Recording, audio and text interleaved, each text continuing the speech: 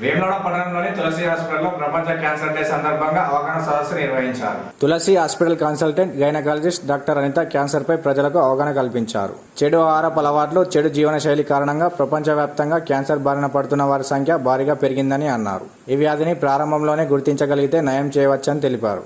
మెయిన్గా ప్రపంచంలో మొత్తం ఇప్పుడంటే క్యాన్సర్ అనేది తెలుసు కదా, అందరికీ ఐడియా ఉంది.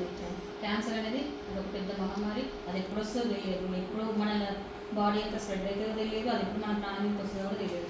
చాలా కాలం నుంచి క్యాన్సర్ గురించి అసలు అవగాహన లేనే లేదు.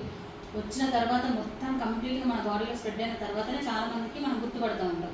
కానీ అలాంటిది జరగకుండా ముందుగానే గుర్తుపట్టడానికి ఏం చేశారంటే ప్రపంచం మొత్తం మీద అన్ని పెద్ద పెద్ద సమస్యలు ఉంటాయి కదా, వైద్యానికి సంబంధించిన సమస్యలు, అందరూ కలిసి ఈ వరల్డ్ క్యాన్సర్ డేని ఈరోజు ఒక ప్యారిస్లో 2000 సంవత్సరంలో పెట్టారన్నమాట. ఎందుకంటే మెయిన్గా క్యాన్సర్ అనేది అసలు ఫస్ట్ ఎందుకు వస్తుంది, ఫస్ట్ ఆ మూలాలను కనుక్కోవడానికి అందరు కలిసి సమిష్టిగా కృషి చేసి దీన్ని రాకుండా అంతరాజు గుర్తుపట్టచ్చు.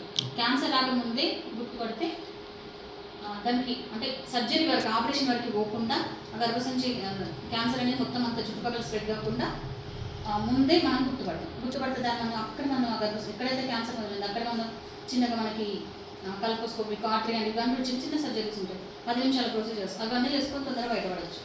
పడతామంటే ప్రతిసారి ఖచ్చితంగా బ్రెస్ట్ ఎగ్జామినేషన్ చేసుకోవాలంటే ఇట్లా ఊరికి ఇట్లా బ్రెస్ట్ ఇట్లా అనుకుంటూ ఉన్నాను.